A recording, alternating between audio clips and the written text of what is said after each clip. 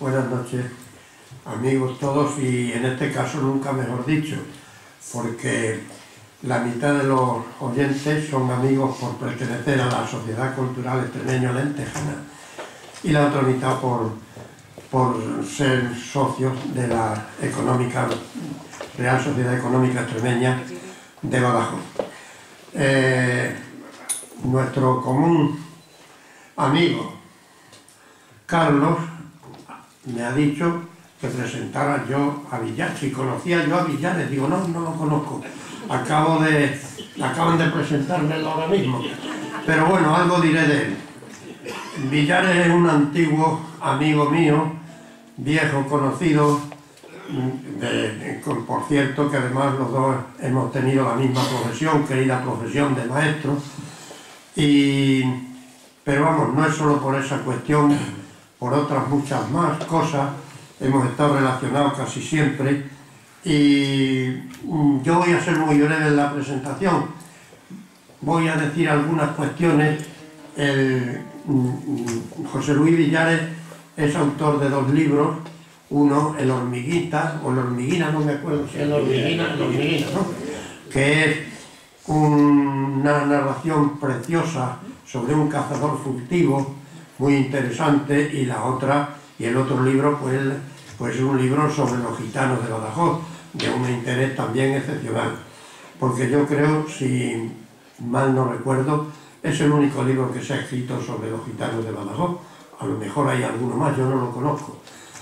Bueno, aparte de esto, José Luis Villares es un hombre polifacético. Él fue profesor de educación física en activo, yo le recuerdo últimamente en la escuela Aneja de aquí de Badajoz.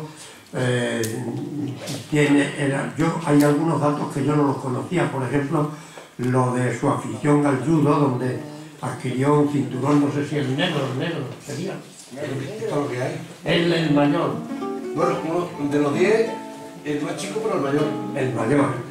Bueno, y luego, aparte de esto, pues es un hombre muy relacionado siempre con las cuestiones de educación física. Tiene él, pues, su currículum en ese sentido es envidiable. Hizo una con escolares, con alumnos, creo que alumnos también de la escuela Aneja, pues hizo, yo quiero recordar, las travesías del Guadiana, y que llegó hasta el Pulo do Lobo. Allí tuvieron que parar porque no se podía pasar con las canoas, y tuvieron que llevarlas a cuesta para seguir la ruta hasta la desembocadura. Bueno, él tiene muchísimas cuestiones de este tipo, pero aquí está como entendido que es de la cuestión de flamenco, y sobre todo de la cuestión de flamenco relacionado con los cantes de Badajoz, los cantes autóctonos, y él naturalmente pues ha pasado por ha formado parte, aquí lo tengo yo subrayado en este currículum, que fue director de las Noches Flamencas del Patio de Columnas de la Diputación, presidente de la Asociación de Arte Flamenco de Badajoz y en la actualidad es director de la Federación de Entidades Flamencas de Extremadura. Ya hemos dicho que es autor de 2 libros, Cinturón Negro de Judo y hombre pues muy comprometido con la educación física, con el cante flamenco y en general con la ciudad de Badajoz. Y sin más, hemos venido a escucharle a él, pues damos paso al conferenciante. Muchas gracias por su asistencia.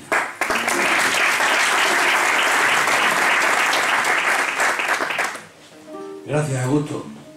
Ya sabía yo que los amigos sempiternamente perduran.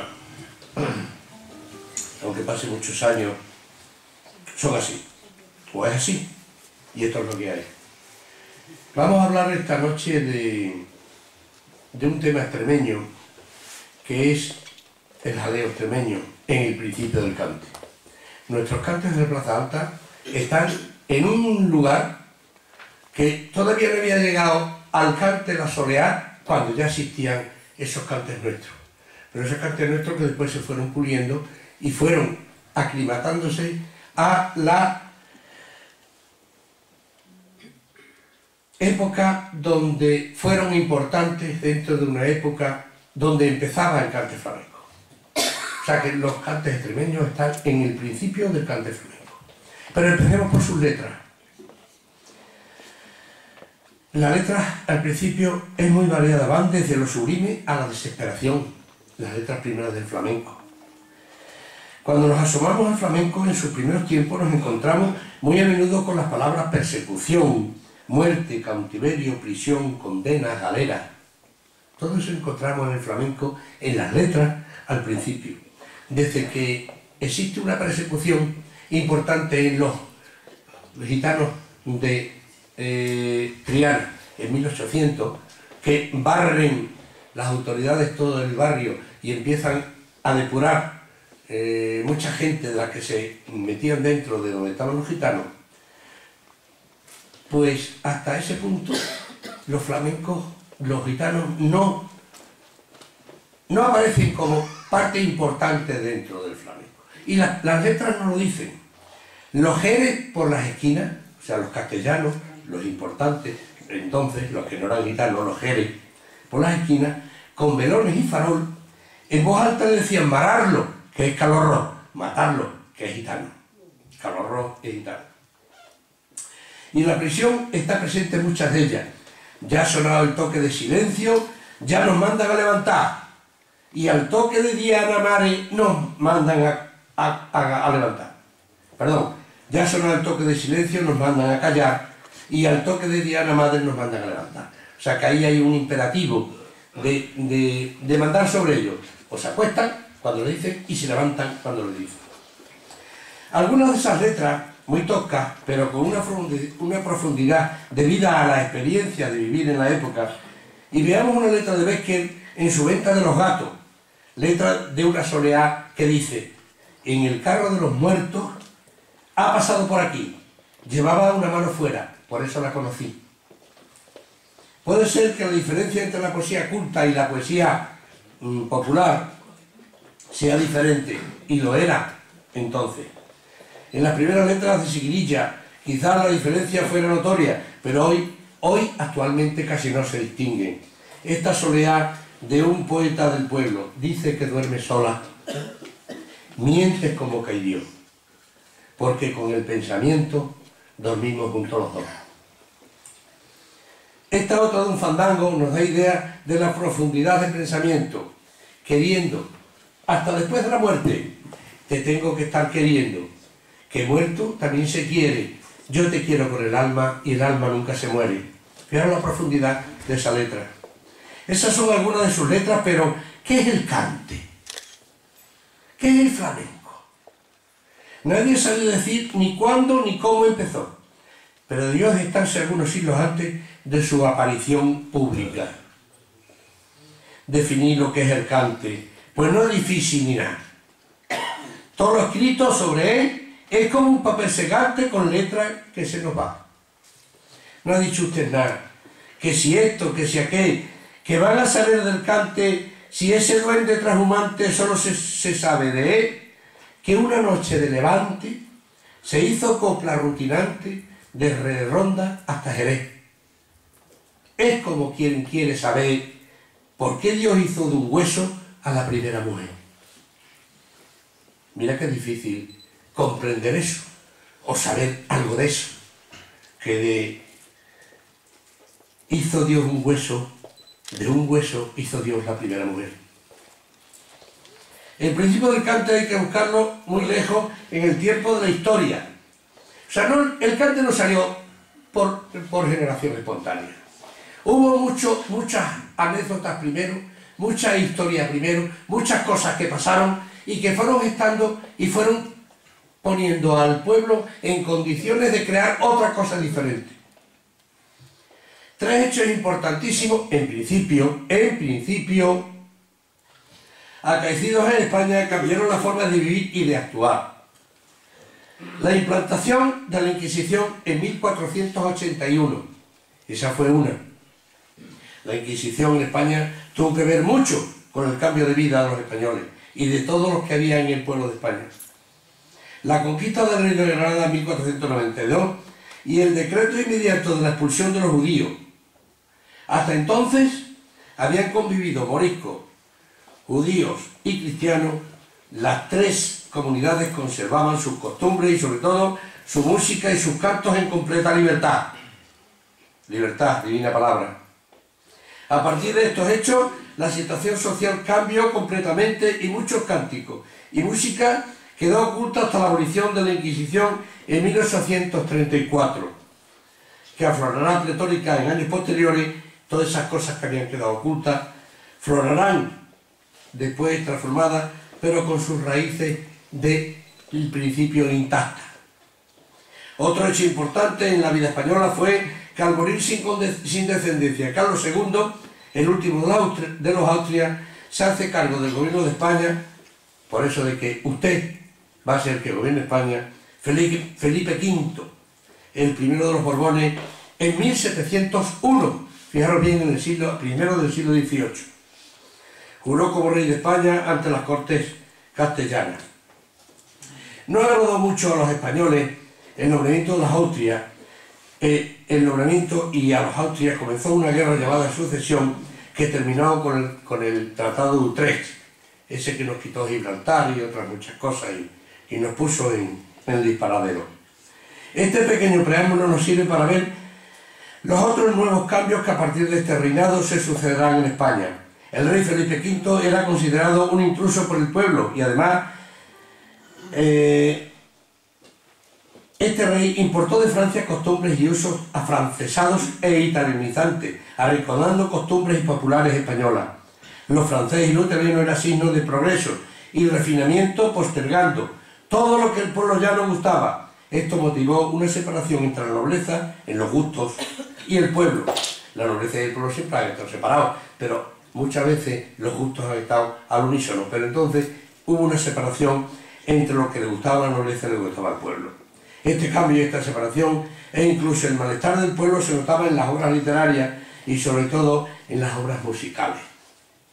Las tonadillas literarias musicales que circulaban por los corrales y los teatros que empiezan a ver con más frecuencia las obras jocosas y por los temas que tocan y la música que emplean, eran destinados a ese público no tan refinado como quería la corte y los nobles cortesanos. El comercio con las Indias hizo fluir hacia la cuenca del Guadalquivir una población heterogénea de gente de toda la índole que quintuplicó las poblaciones de las antiguas ciudades. Los barcos llegados a Sevilla, Cádiz, Los Puertos y San Lucas y adyacentes, con su comercio atrajo una cantidad de gente, entre las que llegaron también los pícaros, los sinvergüenzas y los ladrones que, queramos o no, influirían también en la forma de vivir y en la forma de actuar del pueblo español. Para entender toda esta gente, o para atender o entretener a toda esta gente, había que ingeniar actos y espectáculos propios para atraer a toda la gente que populaba por las ciudades. Las tabernas, los teatros y los lugares de diversión se alternaban en ofrecer esparcimiento al populacho que pedía más y más. De entre estos espectáculos que más caló en el ánimo del pueblo fue el teatro de costumbre, Entre los artífices de este teatro está el sevillano Lope de Rueda, quien dio impulso a esta clase de representaciones, incorporando la música y los bailes populares de moda que circulaban entonces por los barrios. Las costumbres, los amores, los odios y sobre todo la música española en contra de la italiana empieza a florecer. Además de los entremeses, sainetes y los bailes de la zarabanda y la chacona, la tana, etc., se empezó a oír las malagueñas, las seguirillas castellanas, que todavía no son flamencas, el polo, los fandangos, los aleos, etc. Y se ve una figura especial que en los fandangos, los aleos, etc., que en los entreactos cantaba o bailaba alguna de estas coplas unas veces solo y otras veces en grupo, que era la del artista. Empieza a salir el artista, o solo o acompañado, entre medio de ese entreacto, de esa comedia que se utilizaba, que siempre era jocosa, o siempre era de una forma muy entretenida, ese sainete, empieza a oírse el canto solo de una persona, o de un grupo de personas, que son los artistas. Otro fenómeno empezó a calar en las costumbres populares, las ansias de libertad. Era muy importante entonces. El grito de libertad se empieza a oír en la más fuerza, libertad. Qué hermosa palabra. Muchas vidas ha costado la lucha por ella, y aquel nuevo son que se escuchaba anunciaba un nuevo arte, un fenómeno que nadie podía parar, y la libertad era también su musa, y con ella aparecen las tonás, las primeras manifestaciones del flamenco, aparte de los romances y otra serie de cosas, y que parece que fueron las tonás el principio del flamenco. Sus letras sencillas nos dicen que lo que pasaba en algunas capas de la sociedad, fruto del absolutismo, despotismo y arbitrariedad que reinaba entonces las autoridades. Ya hemos dicho que el dolor, la prisión y la muerte fueron temas principales de contenido de esa poesía primera y sobre todo de la libertad. Los gitanitos del puerto fueron los más desgraciados, que a las minas del Azogue se los llevan sentenciados. Otra letra. Mira qué vergüenza me has hecho pasar, de ir pidiendo limosna de puerta en puerta para tu libertad. Esa es una letra que hizo Enrique el Mellizo, porque estaba preso y su madre iba pidiendo de puerta en puerta para lograr algo de dinero para iniciar los trámites para la libertad. A mí me sacaron de un calabozo, me metieron en otro más malo, que allí no podía ver ni los deditos de la mano. Esa es otra letra del principio del flamenco. Hay toná grande, terrible joya del alarío, que entre una reja de vieja luna raja el presidio de los suspiros. Ay, qué angustia clandestina, vivirse en el riesgo blanco de tu rostro y escalofrío. Grandiosa chispa del cante, contigo, siempre contigo. Vamos a escuchar una toná en la voz del Termerino.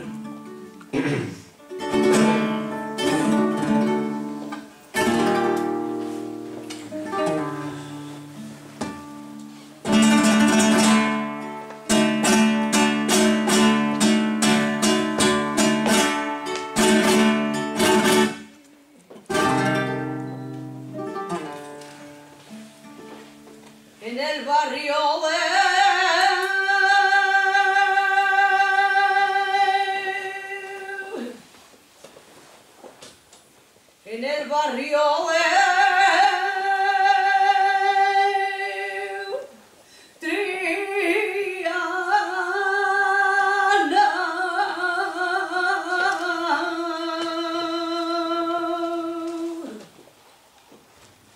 ya no hay pluma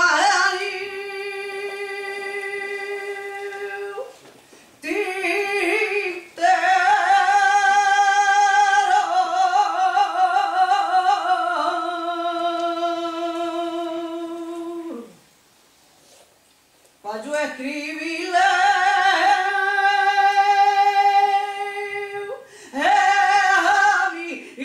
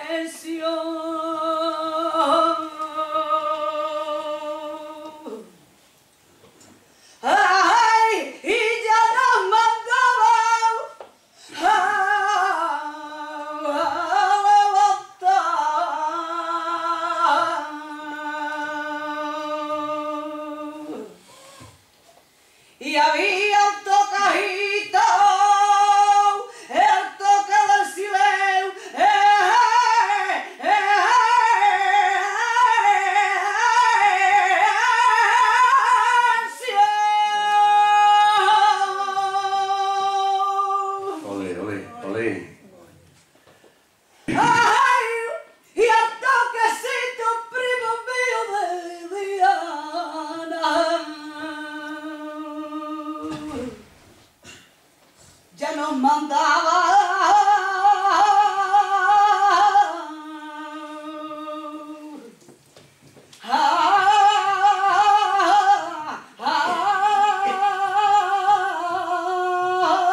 ay, alemán,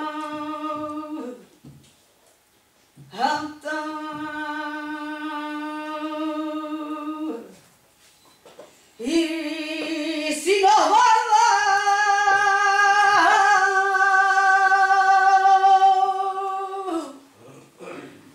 y está callado, Ole, ole. así no es verdad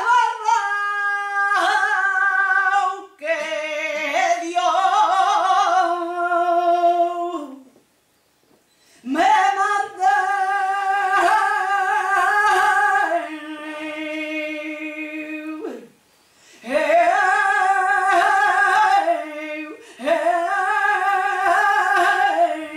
a mí la muerte. Ay, si me la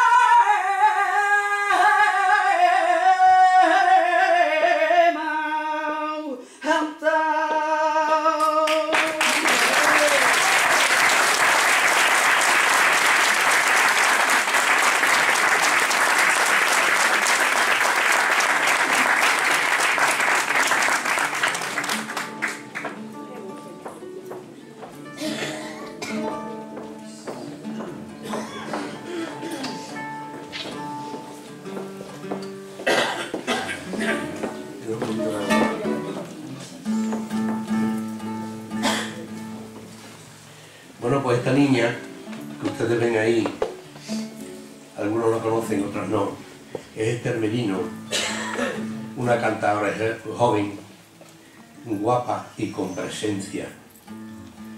Y también tiene su gracia, porque la gracia se la ha dado Dios a Rodales. Fue becada en su día por la Diputación Provincial de Badajoz para hacer unos estudios, un reglado.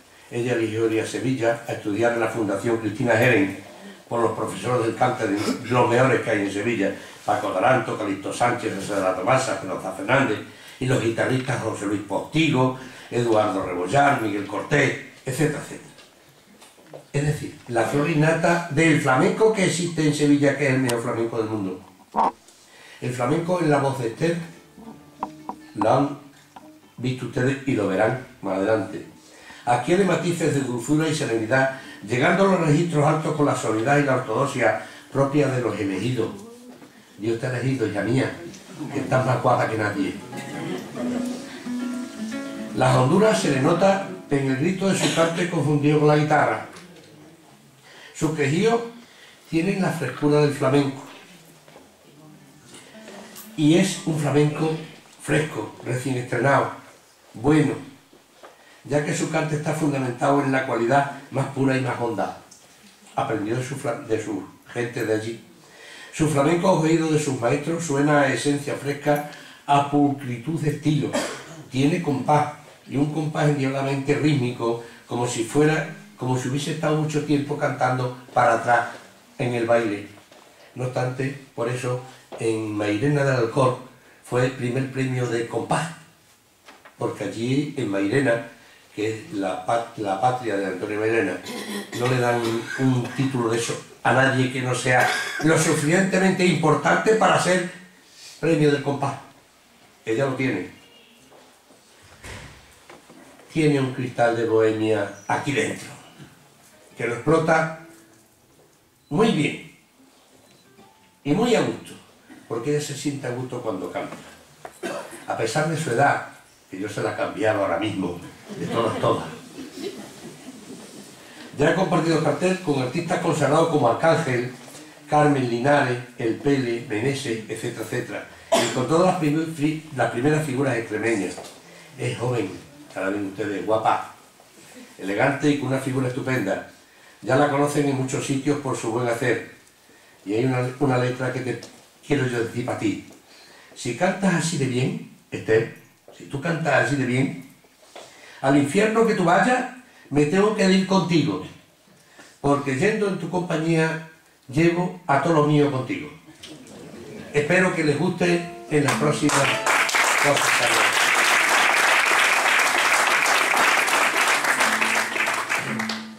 Eso que ha cantado antes Esther es una tonada. Y ese fue, al parecer, el primer cante unido a los romances, a los pregones, que no sabemos ahí si fueron los romances, porque el romancero influyó importantemente en la formación del flamenco. Y los pregones fueron quizás un principio también del flamenco. Y al principio se flamenca multitud de cantes que los había hecho el pueblo y se cantaban como canciones folclóricas, porque no solamente esas tonar y esas canciones tristes al principio fueron base del flamenco, sino que hay otras muchas canciones, hay muchas seguidillas, muchas canciones del pueblo que se aflamencan, como por ejemplo puede ser pues los cantes de trilla, y que, como decía Machado, hasta que el pueblo no los canta, el pueblo dice que no las ha hecho nadie. Las letras, eso lo entiende, y ahora que hay mucha polémica sobre eso con las bajadas de internet, que las letras, hasta que el pueblo no las canta, no son letras. Dice una letrita de cantes de trilla: a esa mula castaña le gusta el grano, arre, fuerte y ligera que viene el amo. Y así podríamos seguir diciendo letras, pero en la voz de Esther vamos a escuchar unos cantes de trilla hechos flamencos.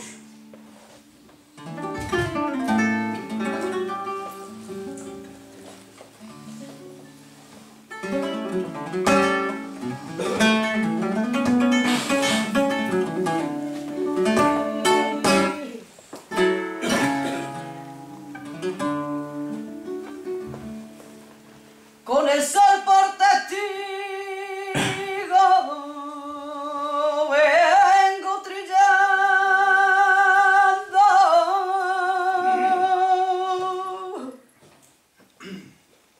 y al compás de la mula vengo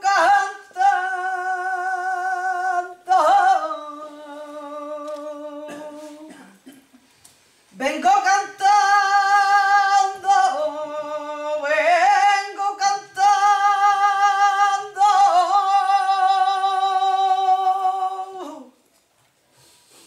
con el sol por testigo,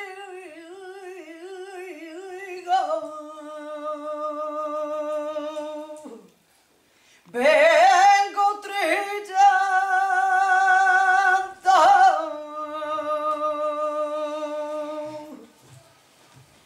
Que preparen las yeguas,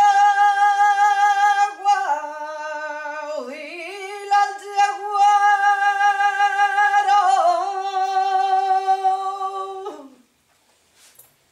que mañana es la trilla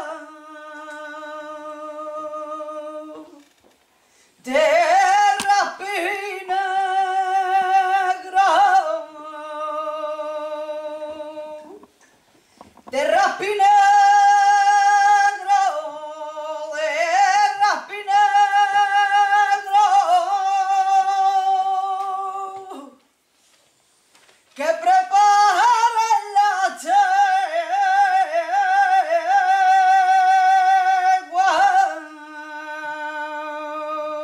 dile al yagüero.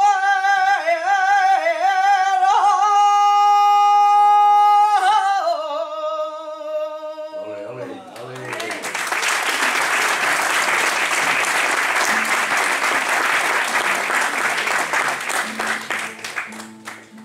En los escritos de García Matos pueden ustedes ver esas letras que se cantaban o decían que se cantaban en Extremadura, quizás no como letras flamencas, pero que luego pues se aflamencaron. Ya hemos dicho que el flamenco es poesía y música, pero sobre todo baile, y el principio del flamenco es baile. El baile, tacones, martillos finos claveteando corazones. Tacones, seriedad de las razones al bailar. Cordobán cortado el habla cuando en las tablas se oye sonar. El baile, el cante, el flamenco, está. Y como baile existió una música para bailar, allá en los principios del siglo XIX, porque hasta entonces no apareció esa cosa que empezó a llamarse flamenco. Y ese baile primero, ese bailar, esa música para bailar, se llamaron cantes del jaleo. Esta música hizo furor en la época y llegó a salir fuera de nuestra frontera. Elolia Pablo Lozano, nuestra gran investigadora de los cantes extremeños, nos da la noticia. En las gacetillas de los periódicos aparecen los jaleos como baile. El día 14 de julio de 1867, o sea, segunda mitad del siglo XIX, encontramos en el periódico Andalucía un anuncio que decía: Salón de Oriente. Asistirán 9 boleras y 2 alumnas de las mejores de la capital, entre ellas la primera bailarina, la campanera, y los cantadores Ramón Sartorio, Carito y José Llorente, con las gitanas y las bailadoras para los jaleos. En el mismo periódico, en el mes de abril de 1874, el segundo tercio, el último tercio del 19, se describe un relato, un hecho del relato. La fiesta no adquiere su verdadero colorido hasta que no se escucha el jaleo. Ni la seguidilla de Cantoná, y Curro Dulce, ni la serrana de Silverio, ni la liviana y las tonadas de Molina, ni la soleá de Juraco lograron entusiasmar a la reunión como aquella escena de los jaleos. Este es también el paso de la frontera al tiempo salió al extranjero. Esta música pasó a las academias que había en la época, y ese canto acompañante de esa música se hizo flamenco en los tablaos de la época, quizás de la mano del ballet, música apreciada en la época. Estas palabras indican la importancia de esta música, que después su cante se hizo flamenco y sus letras recorrieron toda la geografía española. Los jaleos se hicieron cante flamenco, y aquella música y aquellas letras después se aflamencan, recorren todos los lugares de España. No iban solos, sino que acompañaban a otros solos también flamencos. La feria de Zafra es una de las correas de transmisión para los gitanos extremeños. Al principio del siglo XIX hay muy pocas familias gitanas en Badajoz, y hasta allí llegan estos sones, hasta aquí, hasta Badajoz. De esa feria al parecer pasan a Badajoz, y en la Plaza Alta se establecen, y los gitanos lo hacen cante suyo, se apropian de él, y con una peculiar forma de cantar, dada nuestra habla, que al parecer nos define. El habla extremeña interviene mucho en la forma de esos jaleos. Son parte importantísima de sus costumbres, y encerrados dentro de esa Plaza Alta se cantan con pequeñas variaciones de ritmo y de compás, de ritmo, como se hacía en el siglo XIX. Ahí dentro de la Plaza Alta los meten los gitanos y los quedan ahí quietos, y se cantan actualmente como se hacía en el siglo XIX. Las letras de nuestros jaleos dan a conocer cuestiones de la forma de vida de los gitanos pacenses. Ellos tienen su historia escrita y van en sus cantes. Vengo a la Extremadura de ponerle mi caballo de plata a las herraduras. Carmen Amaya tiene grabadas unas letras de jaleo donde dice de la oposición de una familia al casorio con otras. Ni me mire ni me hable, tu gente se ha dado cuenta prima de mi alma, y esto va a ser una ruina muy grande. Pero esos jaleos que se cantan actualmente con mucho más ritmo y mucho más musical, los vamos a oír en la voz de Esther Merino con la guitarra de Francisco Pinto.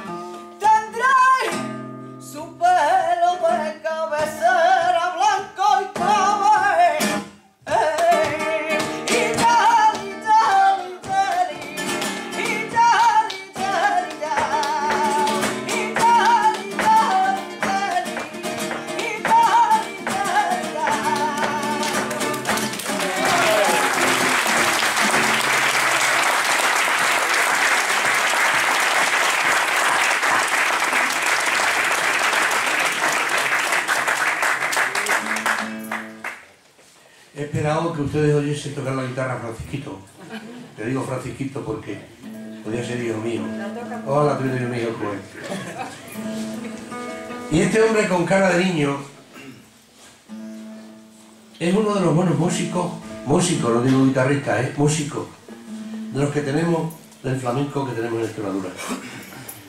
También fueron sus primeros pasos, los mismos que Esther, en la Fundación Cristina Jerez de Sevilla, de Manolo Franco, de José Luis Postigo, los mejores guitarristas que hay actualmente en el mundillo del flamenco.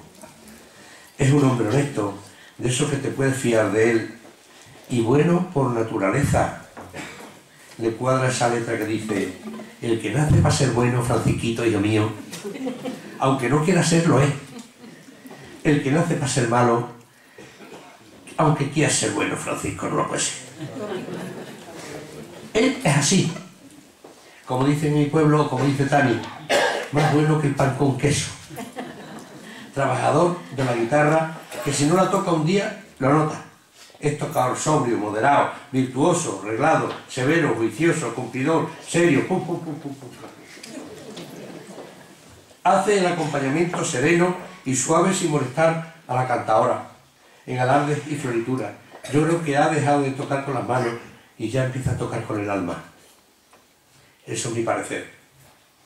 Anda ahora metido en temas de investigaciones musicales que darán sus frutos pronto, y lo más importante, para los cantadores extremeños está contribuyendo a fijar la frontera y la forma y estilos del flamenco en la tierra.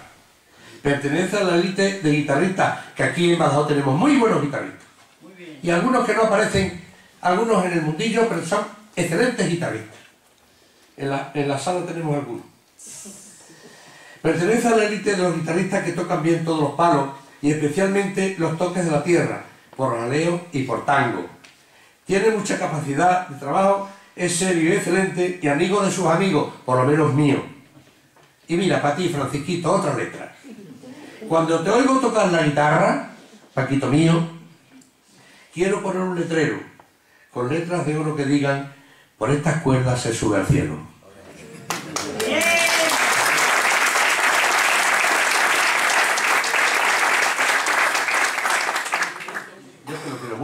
Que no me perdonar. Y a Esther lo mismo, le quiero mucho. Yo hubiese querido tener 2 hijos, Esther y Francisco, además de los míos que tengo, de las mías que tengo, perdón. Bueno, ya hemos oído los aleros en el cante de Esther y en el toque de Francisco. Este cante, al parar el ritmo, al ralentizarse, al hacerse más reposado, al solemnizarse, se convierte, según algunos artistas, en otro cante, la soleá. O sea que los aleos son madre de la soleá, le pese a quien pese. Casi todos los flamencólogos ya están al unísono de ello. Todavía hay algunos que tienen raigambres antiguas, que no se acomoda a los sones de la música moderna, de la música de investigación, del flamenco, que todavía creen que la soleá es sola y salió porque salió. No, salió de nuestros aleos. Del aleo, que si nosotros vemos el ritmo y el compás de nuestros aleos, lo paramos, lo solemnizamos, lo ralentizamos y lo hacemos más despacio, sale una soleá. Si esos aleos que ha cantado los canta con ritmo más lento y con compás de guitarra de soleá, en vez de 12 tiempos 6, en vez de 12 tiempos 6, al revés, perdón, ya me estoy guiando, en vez de 6 tiempos 12, pues nos encontramos con el toque y el cante de la soleá. Y esos aleos, esas letras, es lo que dicen algunos gitanos como canteros, que era la soleá extremeña, que no le ha dado a nadie por sacarla, pero nosotros estamos incidiendo cada vez que hablamos en los sitios donde el flamenco es serio, por ejemplo en Sevilla. Yo cada vez que puedo meto el cuezo de la soleá extremeña. Y ya se le va haciendo caso. Al principio decía: este está tonto. Y tonto para lo que yo quiero, otras cosas no. Parece ser que fue Triana. Triana es el sitio más importante del cante de Andalucía, quien primero oyó la soleá, y fue una persona, la Andonda, que era, dicen, la compañera del Fillo. Empieza la soleá en Triana, Por soleá se cantaba en Triana, en Jerez, en los puertos, y parece que fue famosa en Triana, además de los caganchos y los pelados, la Andonda acompañada del Fillo. Gran cantadora que al reñir con este cantó tan triste estas coplas, tan despacio, que causaron furor dentro del mundillo. No sabemos cómo era el cante de la Andonda, porque no hay grabaciones de ella, solo la casa de los Mairena. Nos han quedado conservadas letras de la soleá de la Andonda de aquellos tiempos, que decían: mala puñalada le den, a todo el que diere motivo, que me duelen las entrañas de hacerlo bien contigo. Y cuando reunió con el Fillo, le dijo esta otra letra: la Andonda le dice al Fillo: anda, vete, gallo ronco, a cantar a los chiquillos, porque el Fillo tenía una voz muy ronca, y de eso, desde ese tiempo, viene el apelativo de los que cantan con voz ronca, decirle que tienen la voz afillada. La voz afillada es una voz ronca. Y vemos la filosofía de entonces en otras letras. Dice: mala puñalada le den a una botella sin vino y a una cama sin mujer.